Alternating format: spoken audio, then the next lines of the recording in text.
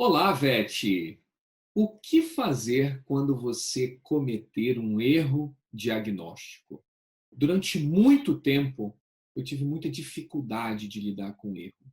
Inclusive, era algo que, quando acontecia, tirava o meu sono, eu perdia o meu humor, a minha casa caía, parecia que era o fim do mundo. Eu queria me esconder, eu queria sumir, literalmente.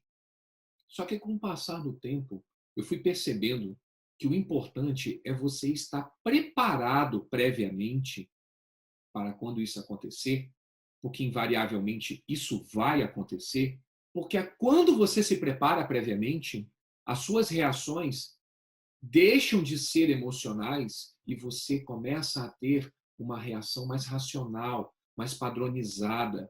E isso minimiza essas sensações ruins que traz com o erro. E talvez você possa pensar, Nossa, eu nunca errei. se você estiver falando isso, provavelmente você faz pouco exame. Agora, invariavelmente, você pode pensar, Eu também nunca posso errar.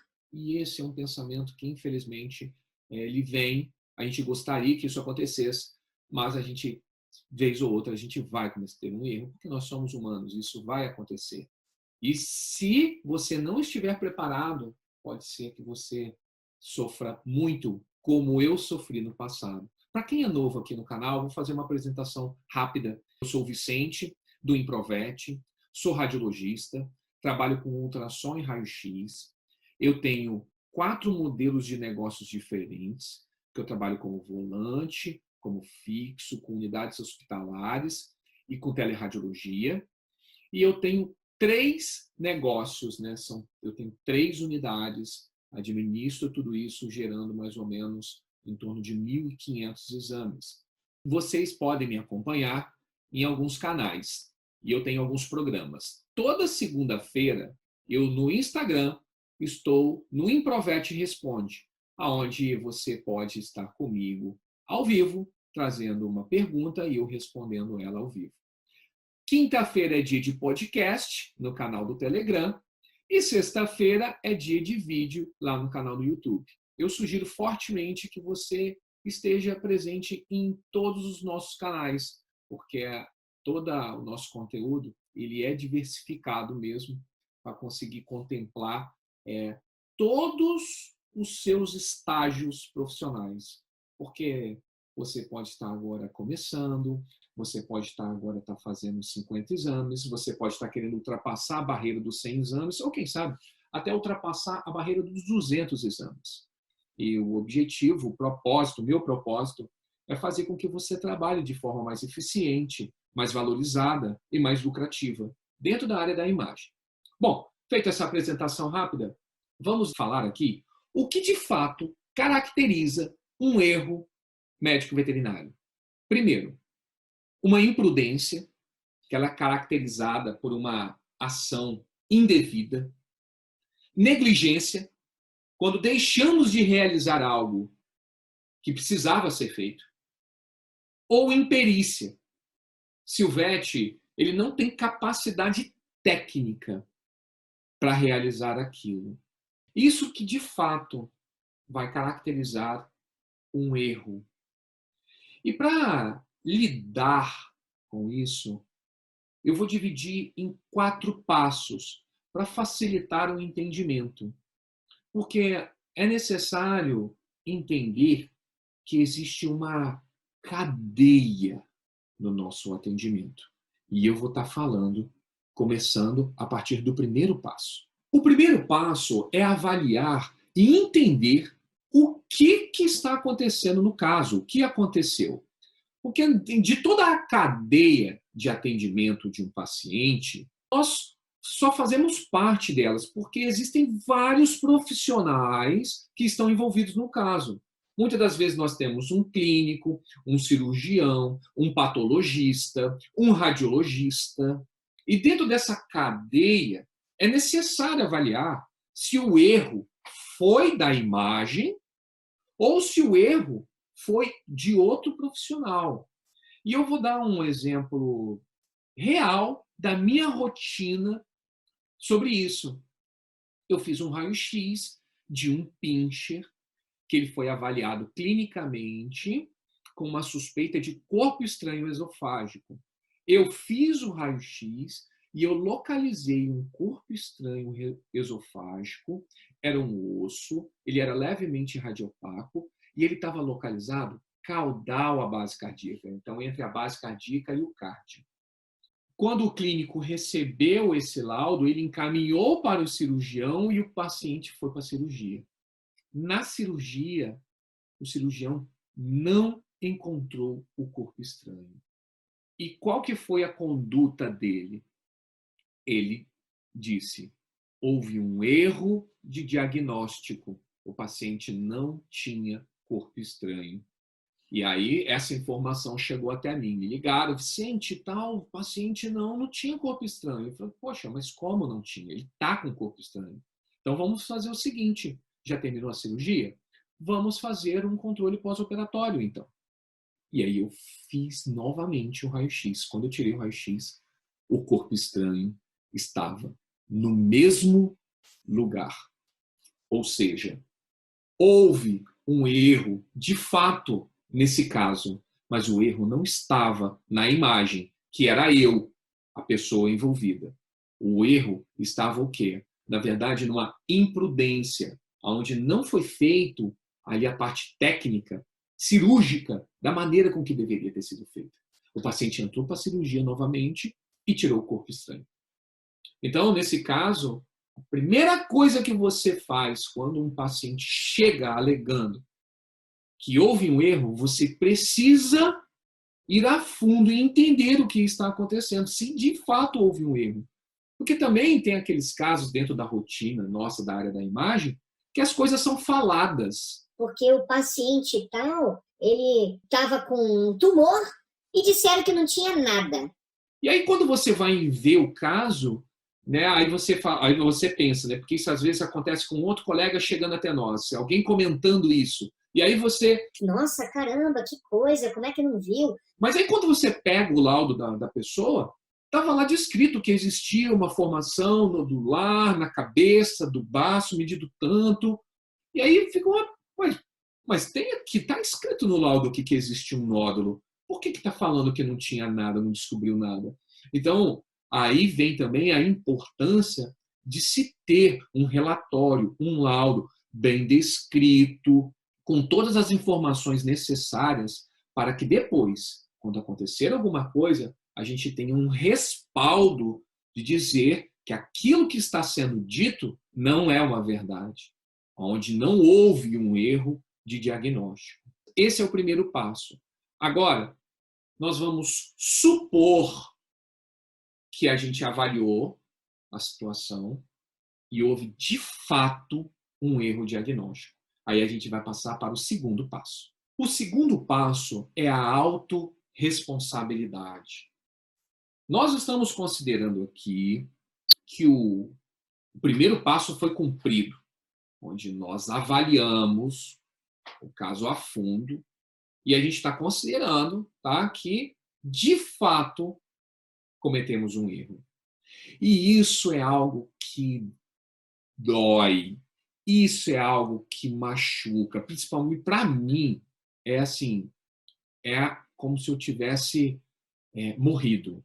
É como se eu não quisesse acordar. Eu queria dormir, não acordar, quero fugir, eu não acredito, eu fico me punindo e aquilo tira o meu sono, acaba comigo.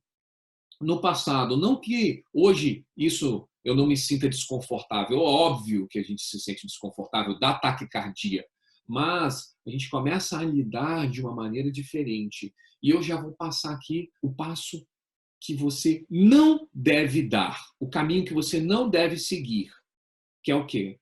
É de você começar a dar desculpa, é de você fugir, é de você querer se esconder e dizer que aquilo que aconteceu não foi culpa sua. Sendo que a gente está avaliando que, de fato, foi um erro diagnóstico. Tá? E foi exatamente o que aconteceu com um profissional, no caso do exemplo que eu dei, do corpo estranho, onde estava nítido que houve um erro técnico e que tentou o quê? Tentou fugir. tentou dar desculpa. E quando a gente faz isso, sabe o que a gente acaba induzindo no nosso cliente? A revolta. Ele fica revoltado. E essa revolta alimenta o sentimento da vingança. O que é a vingança? Então quer dizer que, mesmo assim, você não assume. Então, agora eu quero que você sinta na pele. Se você sentir na pele e você for punido, você vai ficar mais humilde para perceber que você de fato errou, e isso também vai me trazer um conforto, porque você vai ter sido punido como eu estou me sentindo. Eu estou sentindo dor, você também vai sentir dor. Isso é a vingança. Essa é a vingança. E esse sentimento ele é muito ruim e que acaba devastando as duas pessoas envolvidas. As duas não, todas as pessoas envolvidas nessa situação de erro. Que às vezes esse erro pode comprometer a vida, de fato. Então, esse não é o caminho. O caminho é da autorresponsabilidade. Não fomos nós que fizemos o exame. Não somos nós o responsável pelo aquele procedimento. Então a gente tem que assumir isso quando a gente erra. E a gente tem que ter a humildade de dizer que, de fato, depois de avaliado o resultado que foi dado, ele poderia ter sido diferente. E aí a gente entra na autorresponsabilidade. Isso vai atenuar, quem sabe até anular o sentimento de vingança por parte dos clientes, né? Onde isso acaba sendo, esse sentimento ele pode ser chamado de, não dizer a palavra vingança, mas ele diz que ele quer os seus direitos. Ele tem os seus direitos e ele vai buscar os seus direitos. Aí a gente vai entrar no terceiro passo. O terceiro passo é o seguinte: eu estou considerando que você assumiu, né, tem a autorresponsabilidade, que de fato foi um erro diagnóstico e que o cliente, a pessoa, ela quer exigir os seus direitos. Mas o que acontece? Quando a pessoa está naquele calor, daquilo tudo acontecendo, todos aqueles sentimentos, ele começa o quê? A exigir coisas. Eu quero que você pague isso, eu quero que você pague aquilo, eu quero que você faça não sei o quê, eu quero que você... Ele começa a fazer uma série de exigências. E o que acontece?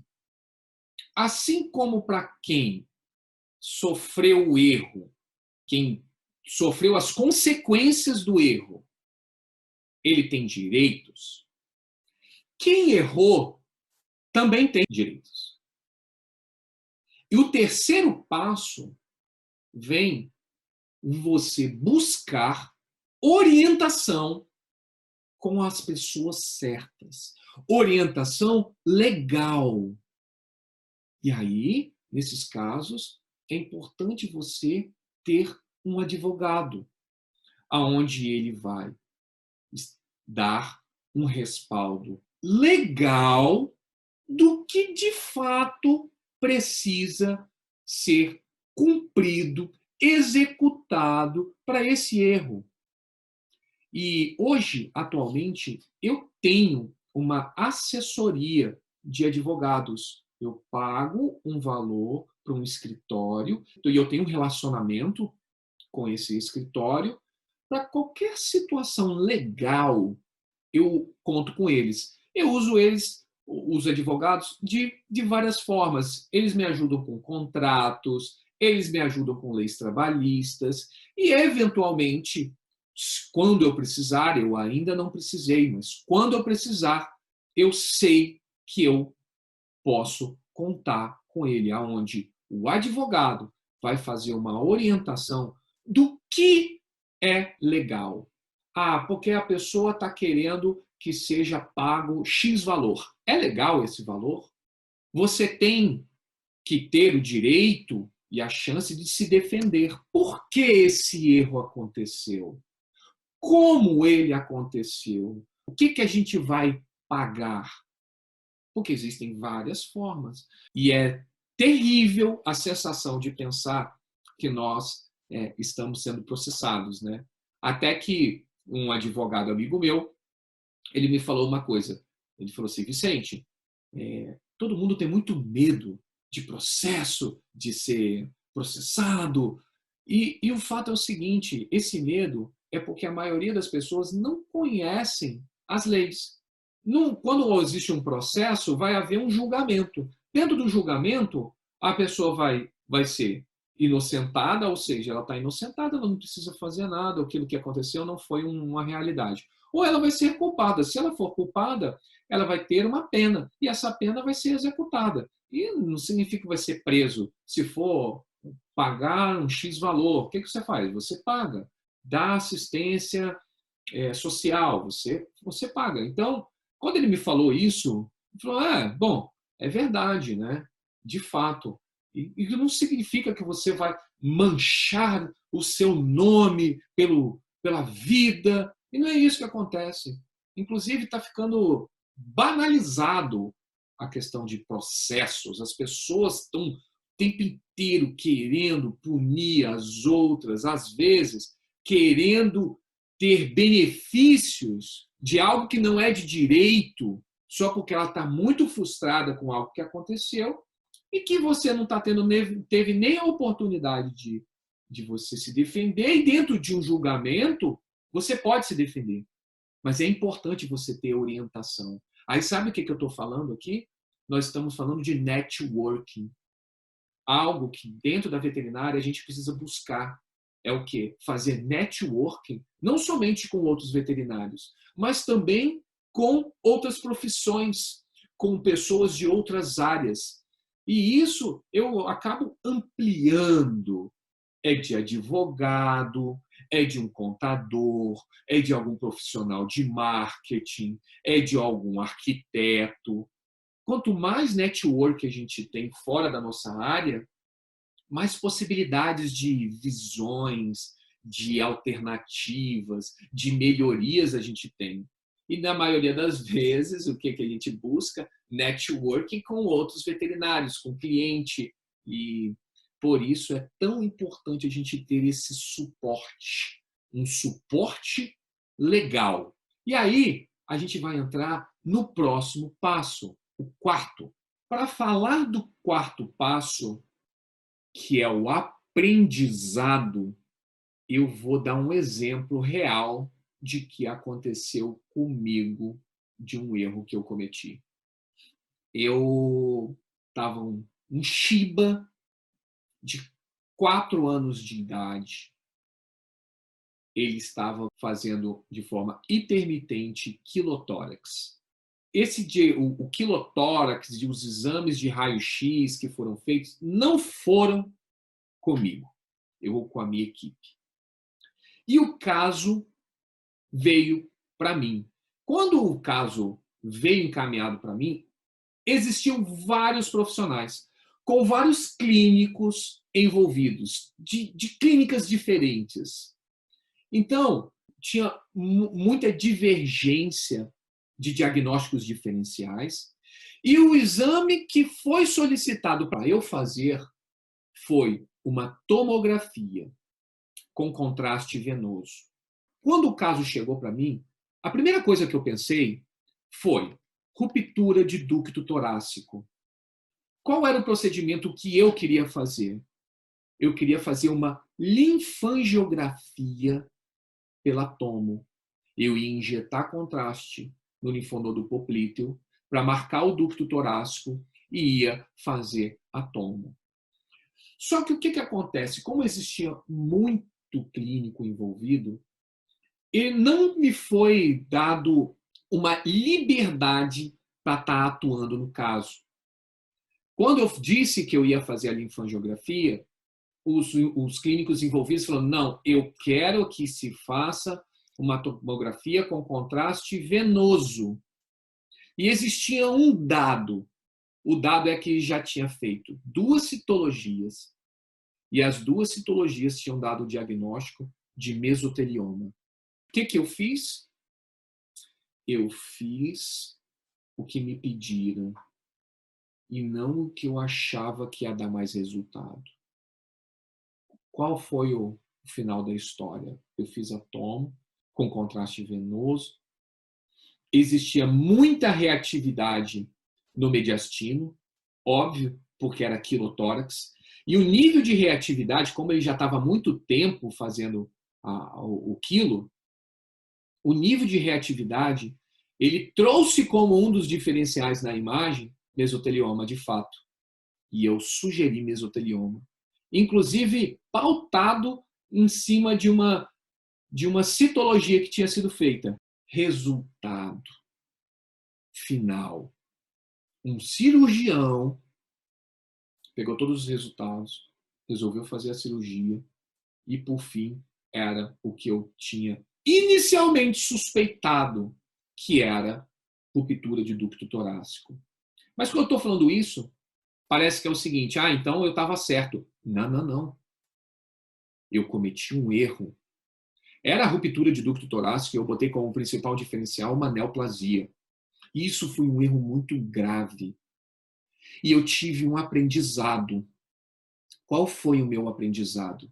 O meu aprendizado é que, para eu dar um diagnóstico, eu preciso ter autonomia, no caso, para eu estar fazendo aquilo que eu acho que de fato vai dar resultado. E se alguém pede para eu fazer outra coisa que não é o que eu acredito, é melhor não fazer o exame do que fazer o exame. Quando eu percebi que eu estava sem autonomia do caso da ruptura do ducto torácico, eu estava sem autonomia, o que eu tinha que ter feito? Eu não entro no caso, eu não faço o exame. É negar o exame de fato. E a gente está o tempo inteiro sendo sujeito a isso. É clínico pedindo que tire uma única projeção de raio-x. Se ele está exigindo isso, e ele não deu autonomia para você fazer todo o estudo que precisa ser feito, não faça o exame. Isso cabe também, às vezes, para as condições que a gente se submete. A gente vai fazer um exame volante domicílio, ou vai fazer dentro de uma própria estrutura, às vezes, de um consultório mal preparado. Aí a gente coloca o nosso aparelho em cima de um saco de ração, dá uma baita de uma iluminação, com reflexo no monitor. A gente não está conseguindo ver, o cachorro está no ambiente dele, às vezes, a gente não está se mexendo demais e a gente tenta, força. E aí, na verdade, a gente está dando oportunidade para o erro. O meu maior aprendizado com esse caso foi esse. Foi eu que dei a oportunidade para eu errar. Porque se eu, de fato, tivesse feito a linfangiografia, eu poderia ter chegado ao diagnóstico, que eu não cheguei. E eu fui induzido porque todo mundo fez. E, às vezes, o radiologista ele tem que estar pensando fora da caixa mesmo, para dar uma nova direção para o caso. Porque casos complexos a gente pega todos os dias. E, às vezes, o radiologista ajuda nisso. Tá todo mundo indo por um caminho, aí o radiologista está isento e fala, não, vamos por esse caminho, porque por esse aqui não parece que é o certo. Vamos dar para esse caminho, quer dizer, aí a gente pode chegar ao sucesso. E aí a gente, nessas 4 etapas, nós estamos preparados para estar enfrentando situações quando, eventualmente, acontecer conosco. Porque, hora ou outra, um dia vai acontecer. Todo mundo está sujeito a isso. Ou seja, primeiro passo, avalie e entenda bem o caso para ver aonde que foi o erro. Se de fato o erro foi de diagnóstico, autorresponsabilidade. Vamos assumir o que a gente está fazendo. Terceiro passo, buscar uma orientação legal no caso de se chegar a abrirem processos e julgamentos. Buscar orientação legal com parceiros certos para garantir os direitos de todos. E o quarto passo, aprendizado. Fez sentido para você isso que eu falei? Esses 4 passos para estar lidando com o erro diagnóstico?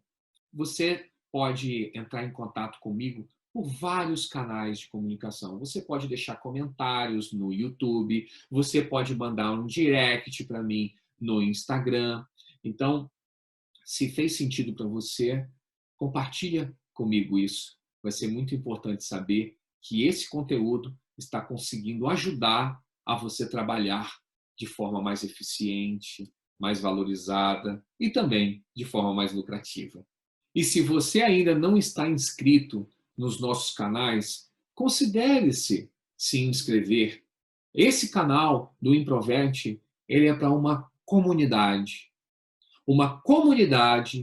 de veterinários que querem trabalhar com imagem ou já trabalham com imagem e querem transformar os seus exames em um negócio para você ter mais segurança na tomada de decisões, para você ter mais liberdade para trabalhar pela forma em que acredita e você conseguir estar mais valorizado.